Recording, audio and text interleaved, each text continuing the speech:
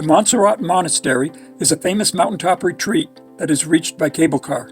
It is very high on a mountaintop and is surrounded by mystical-looking rocks, and it's possible to see several faces in the rocks. The mountaintop is full of a network of caves, and the largest is more than 1 kilometer long. The national park is even rumored to be a magnet for energies that open the door to another dimension.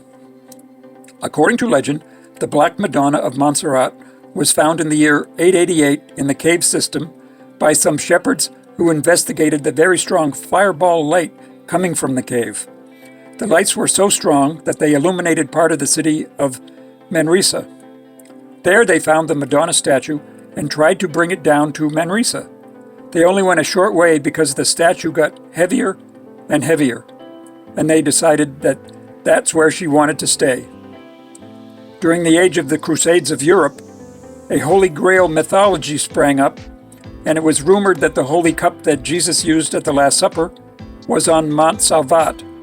Many came to believe that Mont Salvat was actually Montserrat. The Nazis came calling in 1940 when Himmler and the SS visited Barcelona and looked for the Holy Grail in Montserrat.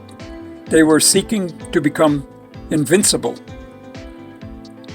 This Eucharistic miracle of Montserrat brings us to reflect upon the reality of purgatory and reminds us that every Mass has an infinite value because it makes the unique sacrifice of Christ's suffering on Calvary present in our minds. This Eucharistic miracle is reported by the Benedictine priest R. P. Francio de Paula Crucelis in his text, New History of the Sanctuary and Monastery of Our Lady of Montserrat. In 1657, the Most Reverend Father Don Bernardo de Ontivelas, General of the Benedictine Order in Spain, and Abbot Don Milan de Mirando arrived at the Monastery of Our Lady of Montserrat in order to participate in some conferences. During one of the conferences, a woman and her young daughter showed up, and the daughter began to beg the abbot to celebrate 3 Masses in memory of her deceased father, because the young girl was wholeheartedly convinced that with these 3 Masses, the soul of her father would be freed from the pains of purgatory. The good abbot was moved to tears by the girl and began to celebrate the first Mass of suffering the very next day. And the girl, who was present with her mother, confirmed seeing her father kneeling, surrounded by frightening flames, at the step of the main altar during consecration.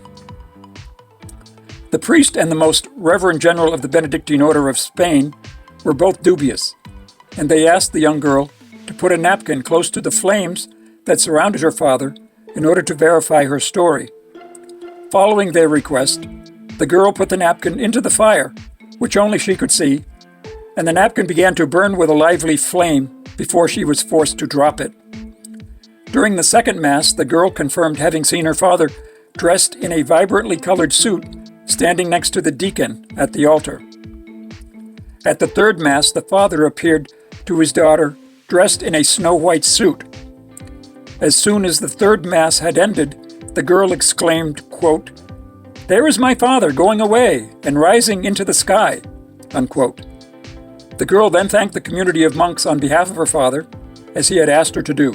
The Most Reverend General of the Benedictine Order of Spain and the Bishop of Astorga and numerous citizens of the town were present for the Mass miracles.